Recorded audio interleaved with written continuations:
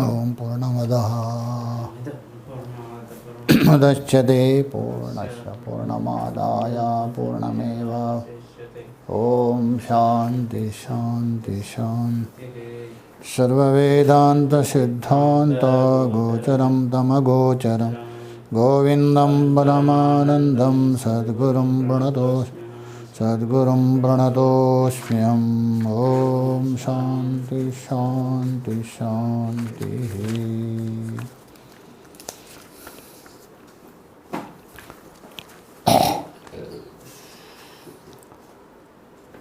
तो अनात्मा पदार्थ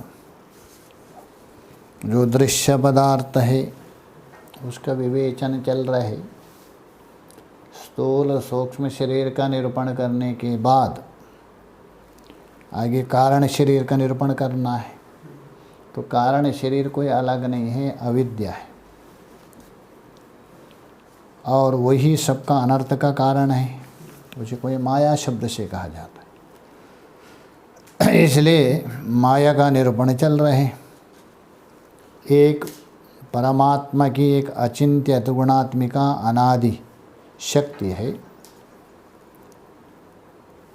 किंतु अव्यक्त है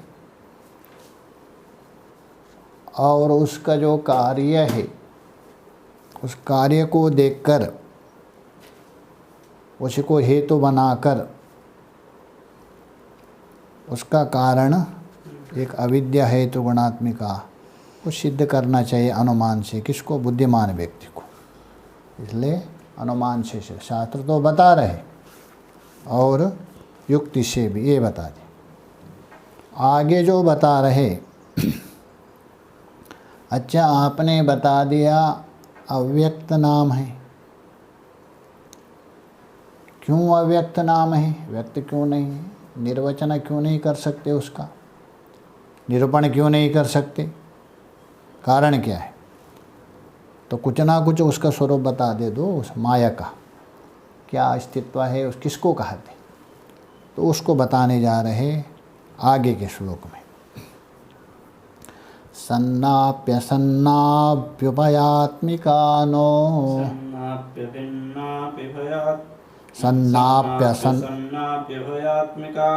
भिन्नाप्य भिन्नाप्युभयात्मिकानो सांगाप्यनंगाप्युभयात्मिकानो महद्भूता निर्वचनीय रूपा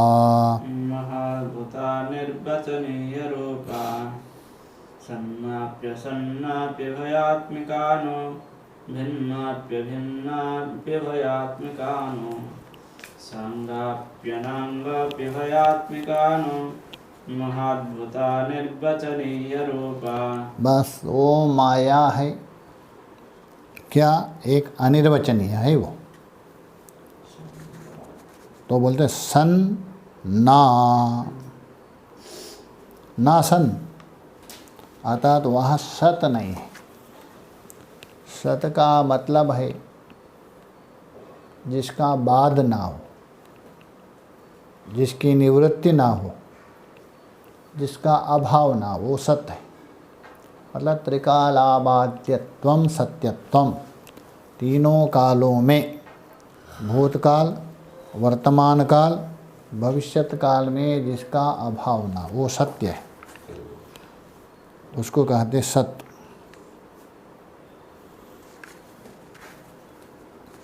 तो वो सत्य नहीं है। अथवा अवस्थत्रय में जिसका बाद ना हो, वो सत्य नहीं, उसको कहते सत्य। किंतु माया ऐसा नहीं, सत्य नहीं है। क्यों सत्य नहीं है? ज्ञान के द्वारा उसकी निवृत्ति होती, इसलिए सत्य नहीं। चलो सत्य नहीं हो तो दूसरा पदार्थ है, उसका विरुद्ध असत्य है। तो बोल रहे हैं असन्नापिना, अतः वो असत्य भी नहीं। असत्य का मतलब वंद्या पुत्र के समान तुच्छ पदार्थ है, खरगोश के सींग के समान तुच्छ पदार्थ। तो असत्य भी नहीं है, क्योंकि प्रतीति होता है व्यवहार योग्य बनता है। इसलिए प्रतीति और व्यवहार योग्य होने से वह असत भी नहीं है। तो सन्नपि न असन्नपि न, तो सत भी नहीं है असत भी नहीं है।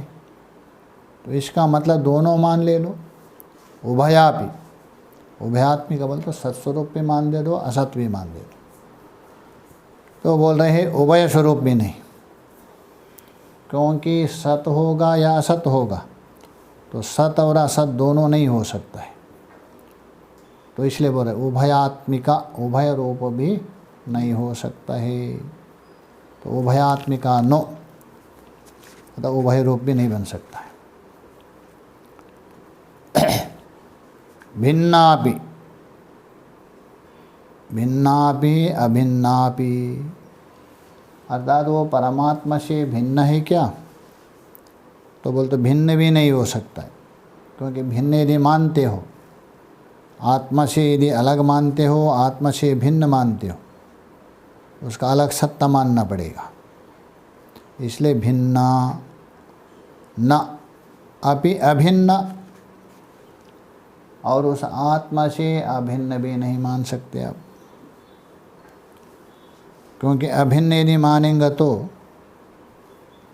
आत्मा से अभिन्न माया है अथवा माया से अभिन्न आत्मा है, दोनों तरफ से अभिन्न होता है।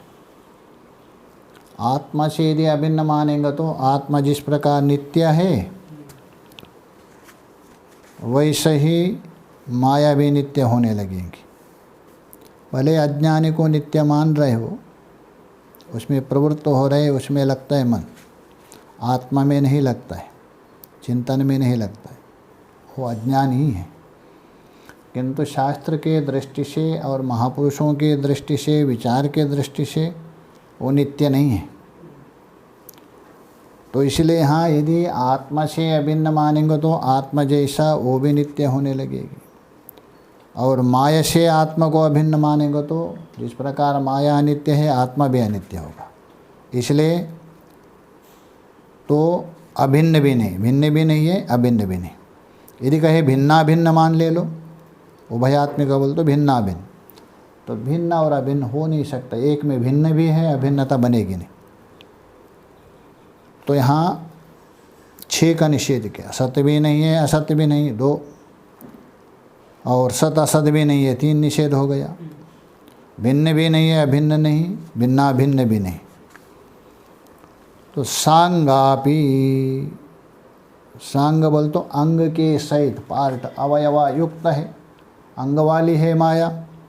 तो सांगापि, अंग सहित भी नहीं, उसके कोई अंग है ही नहीं। जैसा हमारे हाथ पैर है शरीर के अंग, वैसा उसमें कोई अंग नहीं है, आकृति नहीं होने से। तो इसका मतलब असंग मान ले लो। सांगापि अनंगापि, अनंग बोल तो अंग रहित मान ले लो, उसमें कोई भी अंग नहीं। तो ये भी नहीं कह सकते, क्योंकि सत्वगुण रजो तमो गुण है, इसलिए अंग रहित भी नहीं। तो संग भी नहीं है, और असंग बोल तो अंग से रहित भी नहीं है, अंग से युक्त भी नहीं। दोनों मान लीजिए, अंग से भी है और अंग से रहित भी है, तो वो भी नहीं। इस प्रकार 3 3 3 9 दोनों का निषेध हो। तो अच्छा, आप सब निषेध करते गए, है क्या माया, उसके क्या स्वरूप है? तो किंतु महद, महा अद्भुता, जो महान अत्यंत अद्भुत है, अत्यंत अद्भुत है। अनिर्वचनीय रूप, अत्यंत अद्भुत है और अनिर्वचनीय है, अर्थात उसके विषय में आप निरूपण नहीं कर सकते। अघटिता घटना जो है ही नहीं वो आपको दिखाएंगे, और ऐसा मोहित करेगी वो, अनात्म पदार्थों को सत्य करके दिखाती है। अनात्मा में आत्मत्व बुद्धि होती है, अपवित्र में पवित्रत्व बुद्धि होती है, अनित्य में नित्यत्व बुद्धि होती है, दुख में सुखत्व बुद्धि होती है, और व्यापक नित्य चैतन्य जो आत्मा है उसको चंचल बनाता है, परिच्छिन्न बनाता है, इसलिए अनिर्वचनीय है, ऐसा करके दिखाती है। तो इसीलिए बोले अनिर्वचनीय। यहाँ शब्द के द्वारा आप नहीं बता सकते, शब्द से निरूपण नहीं कर सकते हैं। एक है बस, कार्य के द्वारा उसका अनुमान कीजिए। आता हुआ शास्त्र बता रहे उसको स्वीकार कर दीजिए। बस एक माया है ये निश्चय है, किंतु बता नहीं सकते। आगे जो बता रहे ये माया है, बहुत लोग मानते हैं अज्ञान को अभाव पदार्थ मानते हैं, ज्ञान का अभाव मानते नैयायिक आदि।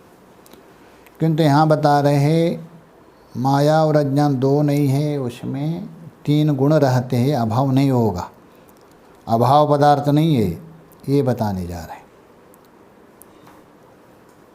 शब्दद्वया ब्रह्म विबोधनास्या शुद्धाद्वया ब्रह्म विबोधनास्य सर्पभ्रमो रज्जु विवेकतो यथा सर्पभ्रमो रज्जु विवेकतो यथा रजस्तमा सत्वमिति प्रसिद्धा रजस्तमा सत्त्वमिति प्रसिद्धा गुणस्तदीया प्रतिते स्वकार्ये गुणस्तदेया प्रतितये स्वकार्यैः शुद्धाद्वया ब्रह्म विबोधनास्य सर्पभ्रमो रज्जु विवेकतो यथा रजस्तमा सत्त्वमिति प्रसिद्धा गुणस्तदेयः प्रतितये स्वकार्यैः।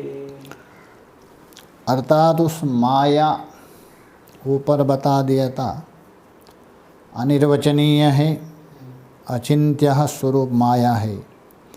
उसकी निवृत्ति कैसा होगी, किस उपाय से उसको हटा सकते हैं, उपाय बता रहे हैं और उसका कार्य बता रहे हैं। तो बता रहे शुद्ध अद्वय ब्रह्म विबोधा, तो मतलब ब्रह्म के अद्वय ब्रह्म विबोधा, जो अद्वितीय ब्रह्म के विबोध बोल तो ज्ञान से, वो अज्ञान है, माया की निवृत्ति होती। ठीक है, ब्रह्म के ज्ञान से, अद्वितीय ब्रह्म के ज्ञान से नष्ट होते, तो शुद्ध क्यों लगा दिया, शुद्ध ब्रह्म क्यों कहा दिया? तो इसलिए सुषुप्ति अवस्था में भी अद्वितीय ज्ञान तो वहाँ भी होता है, किसका भान तो होता है नहीं दूसरे का। ब्रह्म के साथ अद्वितीय ब्रह्म, भले माया विशिष्ट है वो, अद्वितीय ब्रह्म का वहाँ भी होता है, तो इसलिए वहाँ भी नष्ट होने चाहिए। सुषुप्ति में गाढ़ा निद्रा में सो गया, उसका अज्ञान निवृत्ति होना चाहिए। इसलिए हम बता नहीं शुद्ध ब्रह्म, शुद्ध ब्रह्म मतलब अक्षर ब्रह्म। उसको ही गीता में, अतः गीता के जो 15वें अध्याय में उत्तमा पुरुषस्तन्या परमात्मेत्युदारिता, उत्तम पुरुष कहा दिया।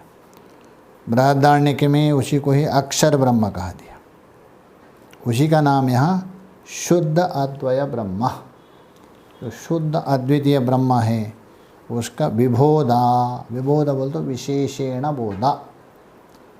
अभी यहाँ भी देखिए बोध शब्द नहीं प्रयोग कर रहे, क्योंकि शुद्ध अद्वितीय का ब्रह्म का बोध आपको शास्त्र से भी होता है, तो शास्त्र से और गुरु से भी होता है, क्योंकि शास्त्र के अनुसार गुरु ने उपदेश किया, शुद्ध अद्वैत ब्रह्म का बोध तो हो गया। ये है शब्द ज्ञान, इसी का नाम है परोक्ष ज्ञान। तो परोक्ष ज्ञान से अज्ञान निवृत्ति नहीं होती। हाँ, परोक्ष ज्ञान से अज्ञान की एक शक्ति है, वो जो शक्ति है, अतः अज्ञान का जो आवरण, शक्ति ने आवरण, असत्वापाद नाम का आवरण है, वो परोक्ष ज्ञान से निवृत्त होता है।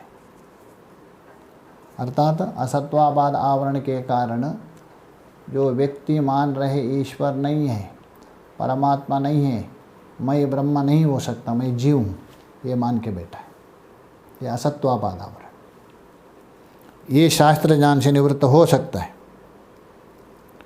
किंतु यहाँ बता रहे उस बोध नहीं, विबोधा विशेष बोध।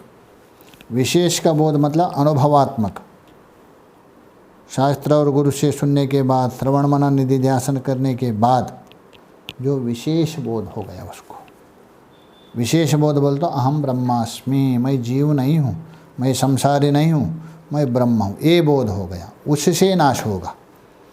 तो निचोड़ के आ गया जो अद्वितीय शुद्ध ब्रह्म है उसका ही अनुभवात्मक यदि ज्ञान हो गया, वो मैं हूँ, उससे नष्ट होने वाली।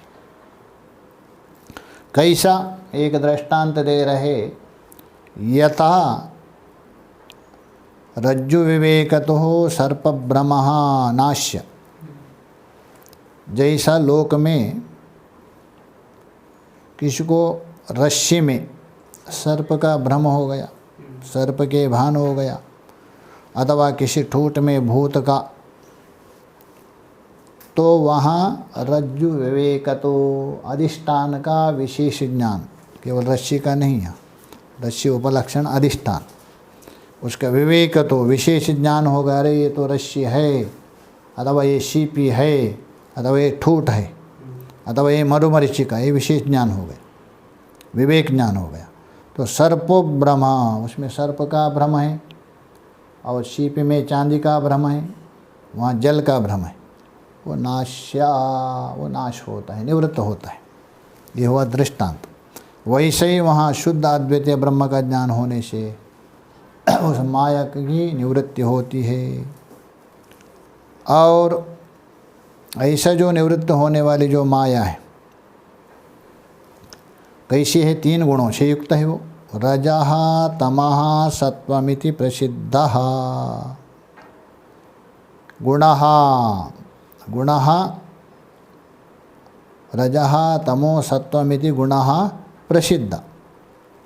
जो माया में 3 गुण हैं, कौन कौन? रजः रजोगुण, तमा बोल तो तमोगुण, और सत्वगुण। तो ये 3 गुणों से वो प्रसिद्ध है। तो ये 3 गुणों कैसा है, कैसा मालूम पड़ेगा? देखते तो है ही, अन्यत्र उठाए वहाँ 3 गुण है माया में, तो देखते तो नहीं है। तो बोलो कार्येण अनुमेयः, जो कार्य हो रहे व्यक्ति में उसके द्वारा अनुमान कर सकते हैं।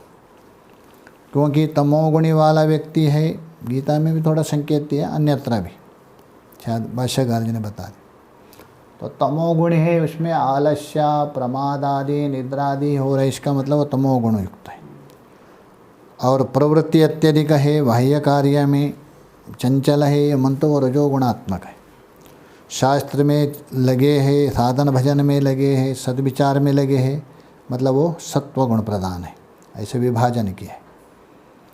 तो इसलिए यहाँ बता रहे हैं रजः तमा सत्वमिति गुणः प्रसिद्धा, ऊपर से जोड़ दीजिए, कार्येण अनुमीयः, कार्य के द्वारा वो अनुमान किया जाता।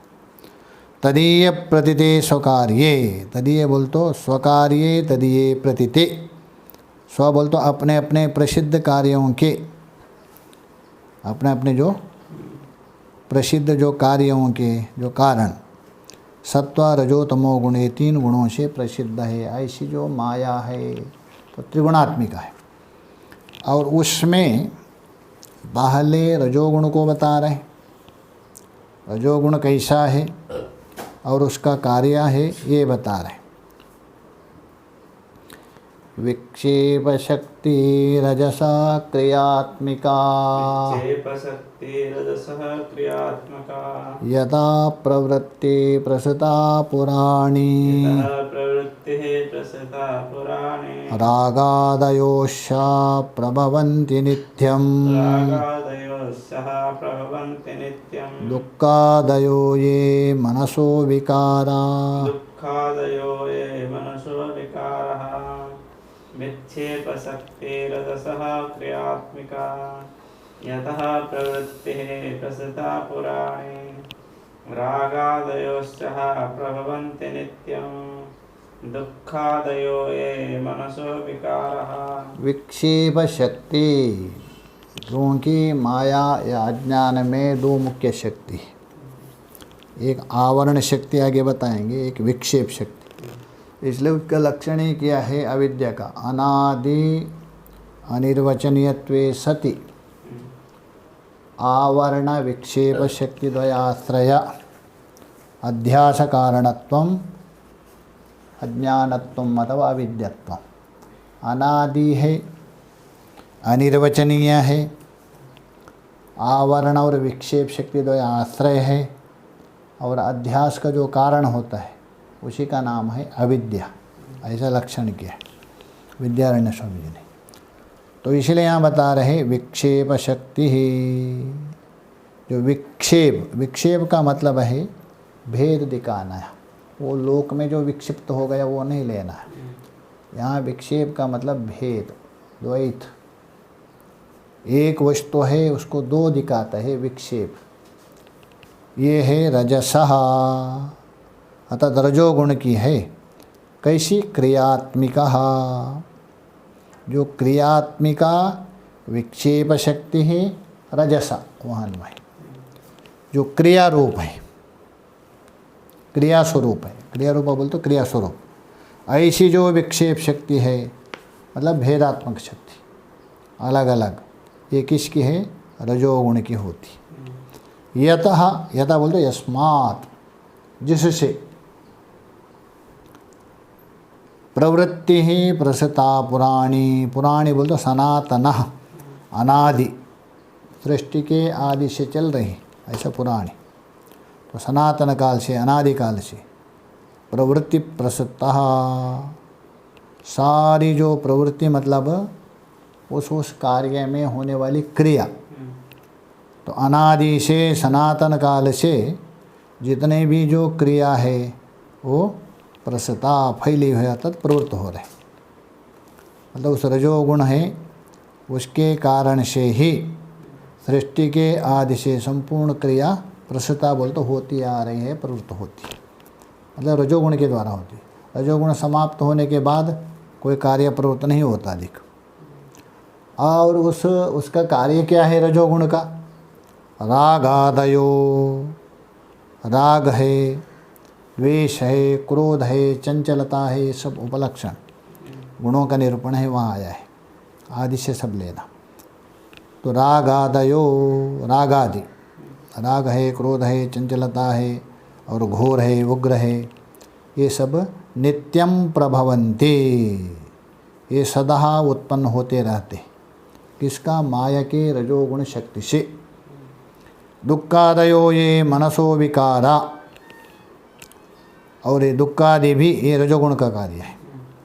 जो है तो मन के विकार है, क्योंकि माया से ही मन बना है, और उस मन में जो दुख हो रहे वो रजोगुण का कार्य है। तो दुक्खादि है, दुख है और खेद है, ये सब इसी से मन के विकार सदा उत्पन्न होते। किससे? जो माया के रजोगुण है उससे उत्पन्न होते हैं, ये बता दें। और भी बता रहे, ये बंधन का हेतु है, रजोगुण है बंधन का कारण है, वो कभी मनुष्य को मुक्त नहीं कर सकता है, अधिक से अधिक संसार में बांध देता है। तो वो बताने जा रहे हैं। काम क्रोधो लोभदम्भाद्यसूया, अहंकारेर्ष्या मत्सराद्यस्तु घोरा, धर्म एते राजसा संपुं प्रवृत्ते, यस्मादेशा तद्रजो बंध हेतुः।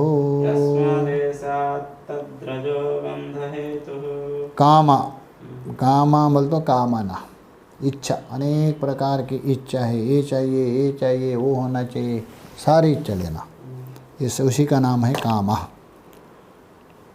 अर्थात एक प्रकार की तृष्णा, वासना। कामः ये रजोगुण का है।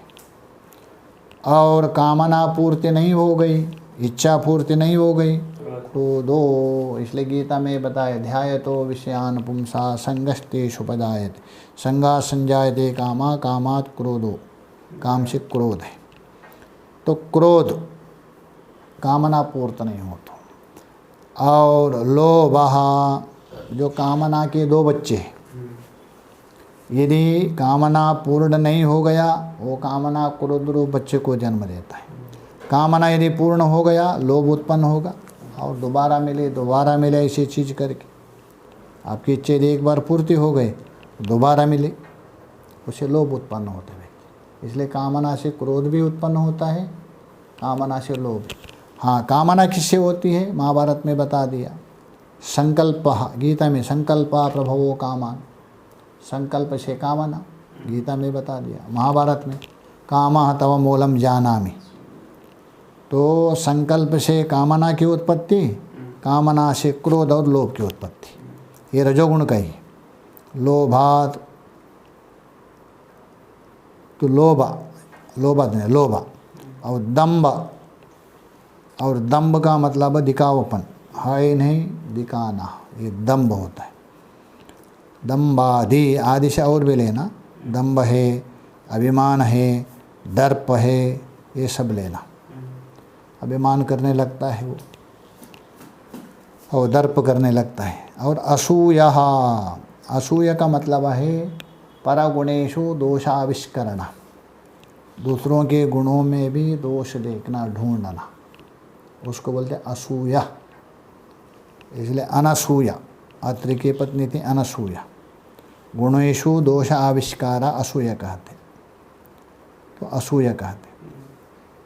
अहंकार, और अहंकार करने लगता है वो, अरे मैंने किया, मैंने, एक प्रकार का अभिमान, मैं ऐसा हूँ करके।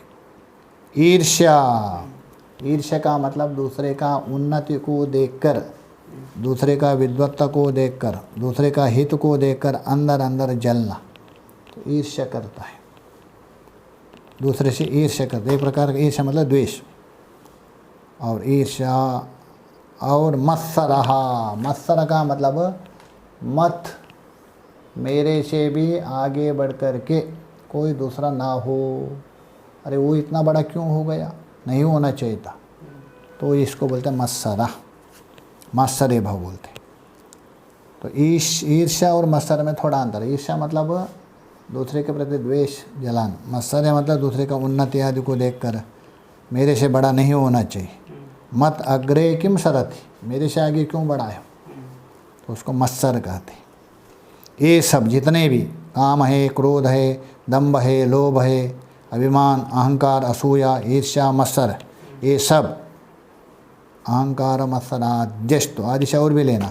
घोरा, घोरा बोल तो ये रजोगुण के धर्म है, क्योंकि रजोगुण को घोर कहते, तमोगुण को मूढ़ कहते, सत्वगुण को शांत कह दिए, तीनों का नाम दिए सांख्य में। तो घोरा, ये ते धर्म, घोरा, ये धर्म है ना, घोर है।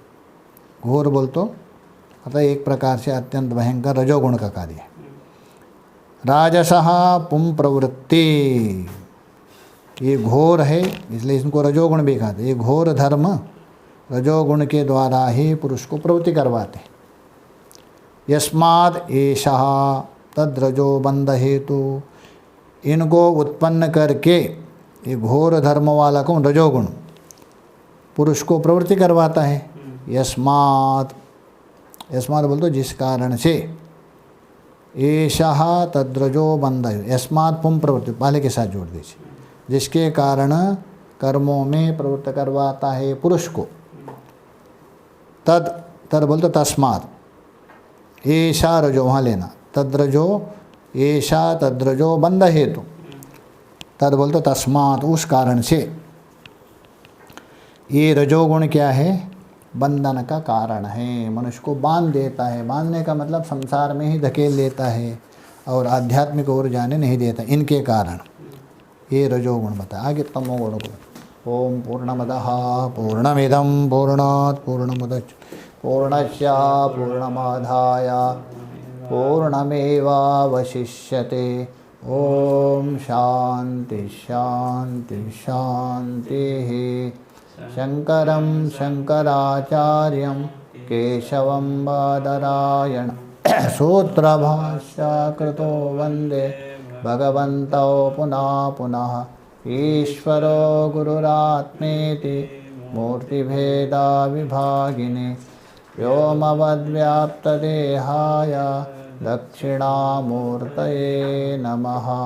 ओम शांति शांति शांति।